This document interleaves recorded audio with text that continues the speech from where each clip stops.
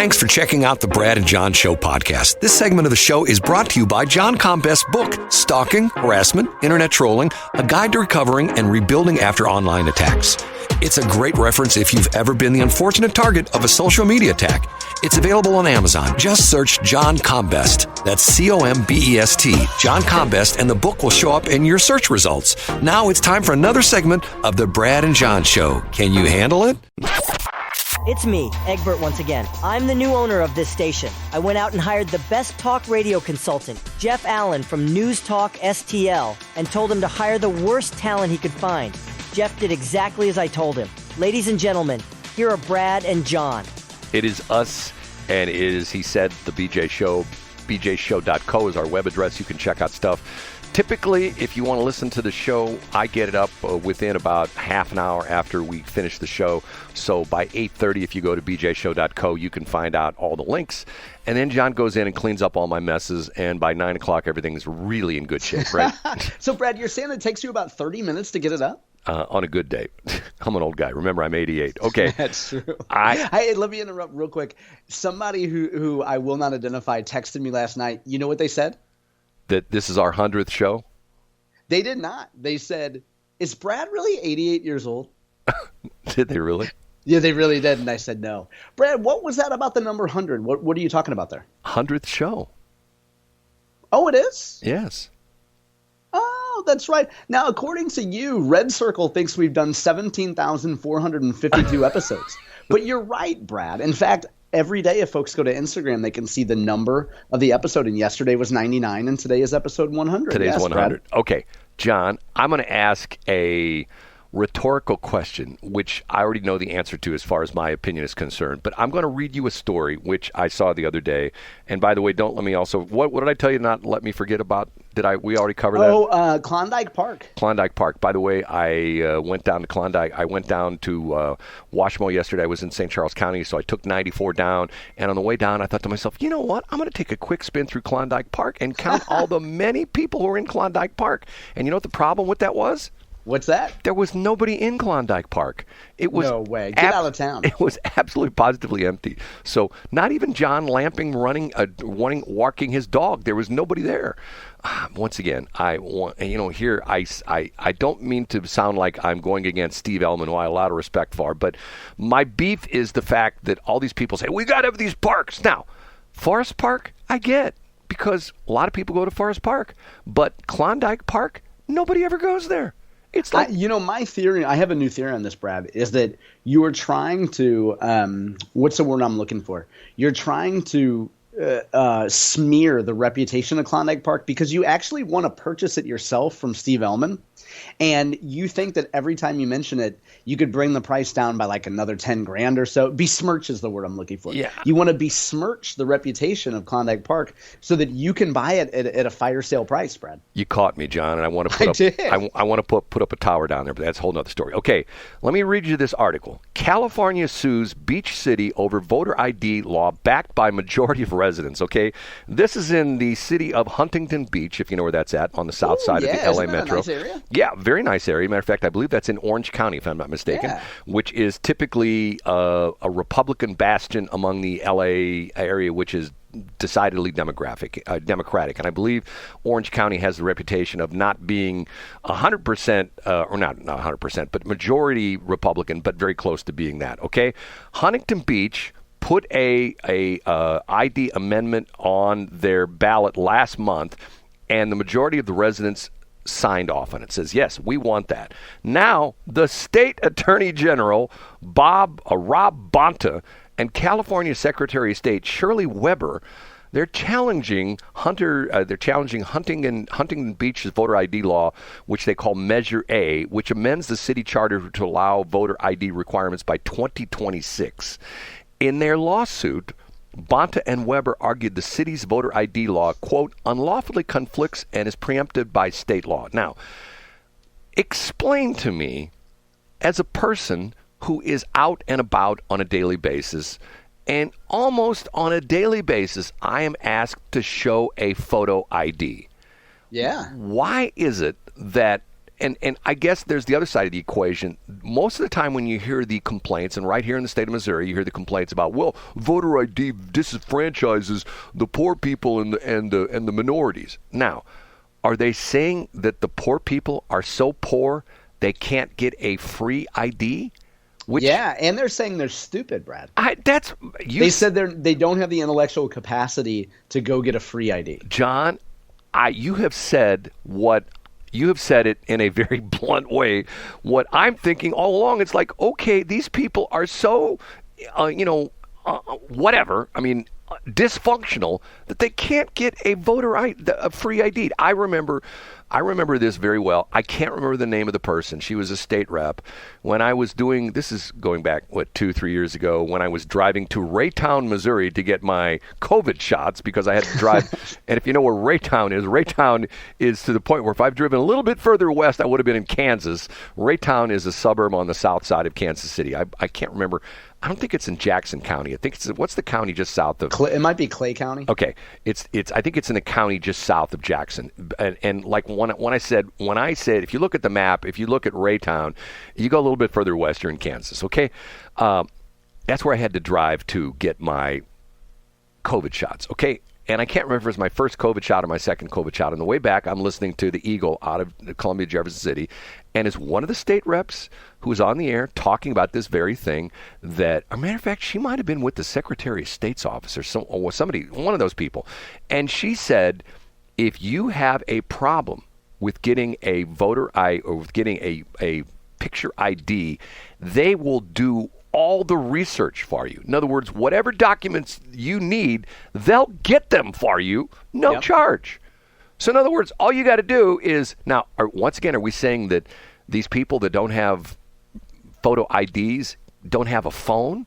They have no way of contacting the Secretary of State? And if I'm not mistaken, I believe the Secretary of State has an 800 number. So they're saying they have no access to a phone? I mean, it just blows me away. It would be sort of like saying, hey, in order for you to go to the beach, you have to have some kind of a swimsuit, okay? Now, they didn't say that you had to go out and buy a Yves Saint Laurent designer bikini or something like that. They said a swimsuit, which for a dude could be a pair of boxer shorts, right? Yeah, I mean, for sure. I get it. And for a woman could be like a tank top and granny panties, correct? I mean, you could. Yeah, well, you're right. Right. Okay. So in other words, you can't say, well, because we're requiring you to wear a swimsuit at the beach, that's discriminatory. Guess what? You show up and you got a top and a bottom for the women, you got a bottom for the men. You can go to the beach. Yeah, and Brad, once again, you're using rational thought and logic here when the idea is to claim that there's oppression on one hand, and on the other hand, continue a push to make it to have fewer standards to vote. So instead of showing up at a polling place with a photo ID, with your driver's license or a passport on election day to vote, why can't we just let anybody walk in to any polling place they want, starting 3 weeks before the election, or maybe mail in a ballot? You know what? Having to have your absentee ballot notarized, I think that's pretty racist too. Why can't everybody just vote and take their word that they are who they are? And that's the path to democracy. Well, I will say that the notarization is somewhat of a problem in that it's not easy to find notaries, and nobody wants to be a notary public anymore. I get it. Right. But also you can walk into a bank and have it done. You can walk into the secretary, you can walk into a government office and have it done. It depends on what's interesting. It depends on the bank. Some of the banks will not notarize something for you unless you're a customer. If you're a customer, as a matter of fact, one of the banks that I go to now has changed their rules that there are certain things they will not notarize. Even though I'm a customer, if I go in there and I have anything to do with real estate, and the one guy explained it to me that he says that there's a conflict of interest. It got very complicated. Well, whatever. But Brad, I've told you that you need to change from Boatman's Bank. I'm so tired of hearing you complain about Boatman's Bank. I still have my account, my savings account at Community Federal Savings and Loan. At Community Federal Savings and Loan. Remember that? Now, see, that was a little before I was a Roosevelt Bank kind of guy, and then Mercantile, and then, you know what I mean? I went through the whole iteration, Brad. That was Marty Bronson who sang that jingle. You don't even know who Marty Bronson is. I have no idea. Is he related to Charles Bronson? No. Oh, he's related to Marty Marion, the former Cardinal shortstop. No, I got you.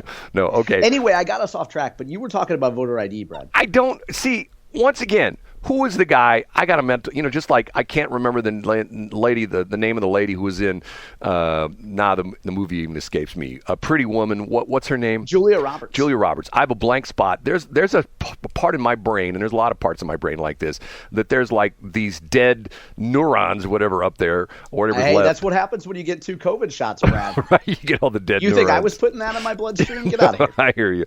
Okay, there's a part of my brain that has that blocked, and also the Attorney General for Obama. Who was that again? G. Gordon Liddy. No, it wasn't G. And by the way, you just stepped into Brad's memory bank. Loretta Lynch. I just looked it up. Loretta Lynch. No. But she was the black woman. It was the black guy. What was his name?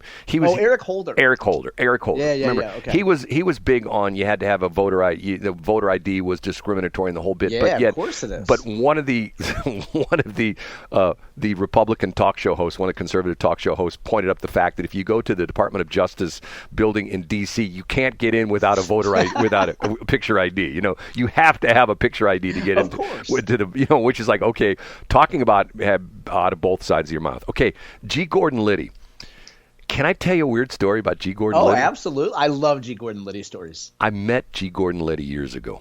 No, was it a radio thing? Because he was on WIBV. Yes, he was. Matter of fact, I met him in Las Vegas. And matter of fact, I'm upset because I haven't been to a NAB, which is, matter of fact, today's the last day of the National Association of Broadcasters Convention in Las Vegas. But years ago, when my father was still alive, my dad loved listening to G. Gordon Liddy on the radio. That's great. I did too. Loved listening to G. Gordon Liddy. Okay, and I was at the NAB.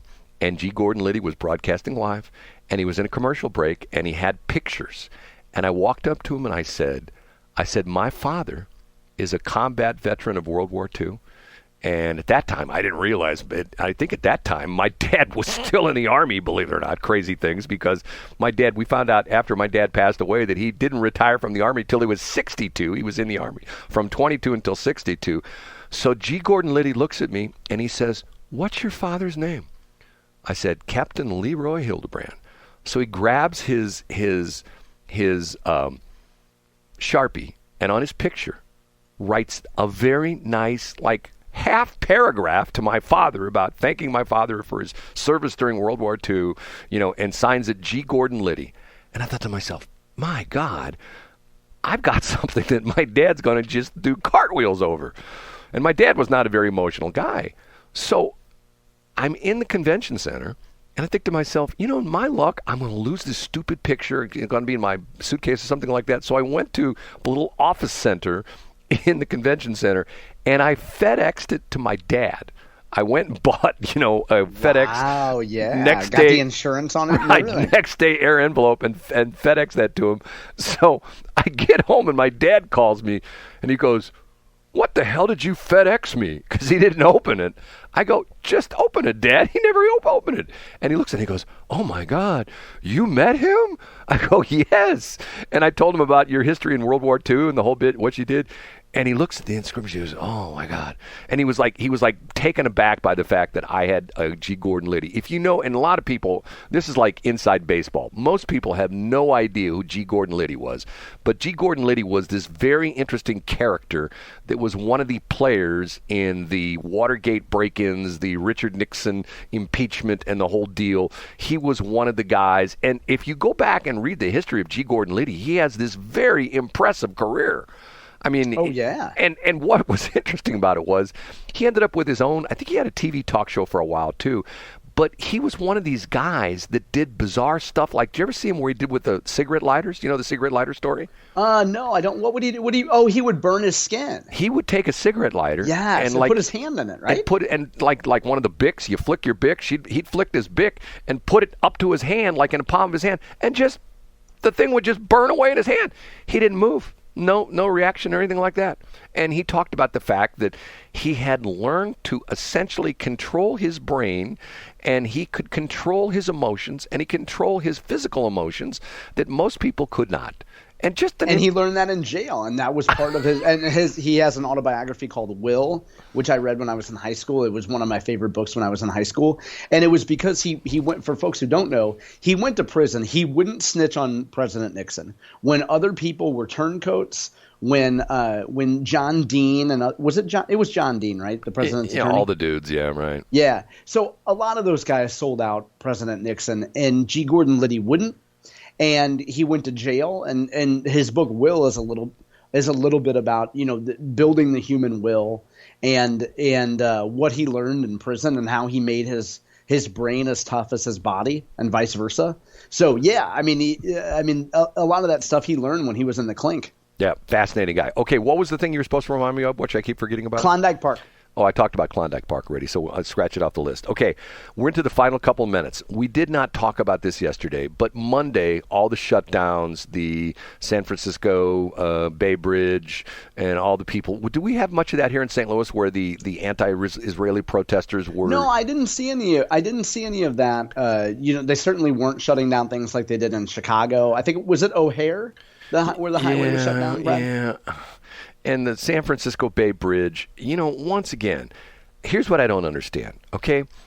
If you are trying to get people on your side, you don't get people on your side by screwing up their daily life. You know what I'm saying? You're absolutely right. And we saw that during the Black Lives Matter and St. George Floyd protests. Right. And, speaking of – and for folks who don't know, when we talked earlier about Mark Reardon's show, Odyssey does not have the clip of Kurt Schaefer up. In fact, they haven't updated Mark Reardon's Odyssey page since last Friday. Interesting. So shout out to the Odyssey team. Get your stuff together so I could link to Kurt Schaefer's interview and have it up on my website tomorrow. But Jane Dueker, who's often on the Reardon Roundtable, points out all the time whether it's St. George Floyd protests or anything, if you're a Democrat in St. Louis and you're trying to get people to your side, getting in the way of working people who are living or working downtown is not the way to do it. Exactly. And see, once again, take that to the next step.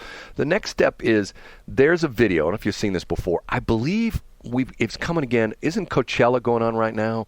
No. It's either wrapping up or it's still going on. This was Burning Man, okay? A group of protesters blocked one of the roads to Burning Man. If you know what Burning Man is, it's out in the middle of nowhere.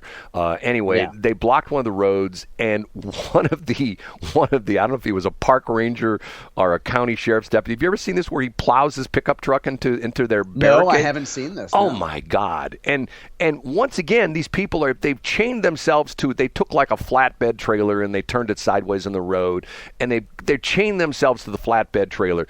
And this guy comes flying up. He's a police officer, some kind of a ranger or something. I don't know. He's driving a pickup truck that's got the lights on top and the siren, the whole bit. And he comes flying up the shoulder of this road with his lights flashing and his siren going. And he comes right up to the gate where the spot where they have blocked off traffic. And he just smashes through their junk, their trailer and the whole bit. And the women who were there, is mainly women, start, you could hurt somebody. You could hurt somebody. And I'm going like, okay, if you're not ready for the consequences, then you're not big enough to be a protester. You know what I'm saying? I get exactly what you're saying. The idea it's what the kids call FAFO, Brad. Mess around and find out. Right. Although it's not MAFO. It's not mess around. Yeah. Right. It's right. And once again, to the point where how many times did I hear on talk radio yesterday that the people on the Bay Bridge, they should have just taken them and thrown them into the bay? Yeah, that was Tom Cotton said that. I think Senator Cotton right, said he that. said it. And then liberals were aghast. Yeah. Like, do you believe that you should kill everybody who just agrees with you? That's right. I heard him. He said, in Arkansas, they would have been going for a swim. That's right. We would handle people like that. Right. Sure. And see, the interesting thing is, how do you stop that?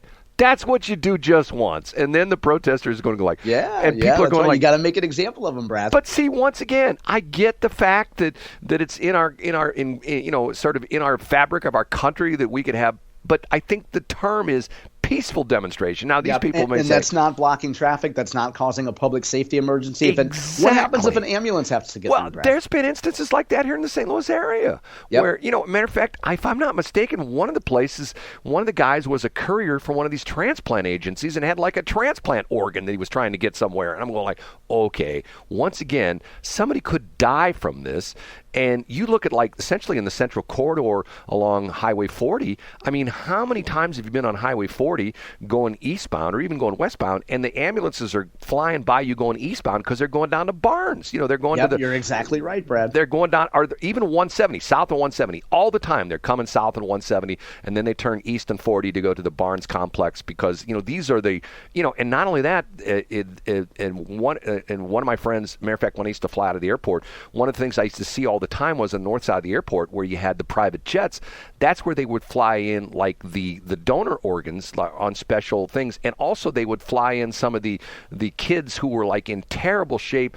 And St. Louis Children's Hospital had a special ambulance. Matter of fact, it was interesting because I'm an ambulance freak. They had a crew cab ambulance, essentially, instead of just having like, 2 seats up front. It was like it had 4 doors in it. And the idea behind that was the parents could get in the back in the ambulance, and it was going up and down 170 all the time. Then they'd go east and 40 to all the children's hospitals. You stick protesters on Highway 40, guess what? Somebody could die over that. And the FedEx truck can't get Brad's G. Gordon Liddy signed photo to Brad's dad either. And they can't get me my new identity card from the Tracy Ellis fan club. You can't, and you can't get your membership card at the Fuzzy Taco either, Brad. John, say goodbye. See you guys tomorrow. Thanks for checking out the Brad and John Show podcast. This segment of the show is brought to you by John Combest's book, Stalking, Harassment, Internet Trolling, A Guide to Recovering and Rebuilding After Online Attacks. It's a great reference if you've ever been the unfortunate target of a social media attack. It's available on Amazon. Just search John Combest. That's Combest, John Combest, and the book will show up in your search results. Now it's time for another segment of the Brad and John Show. Can you handle it?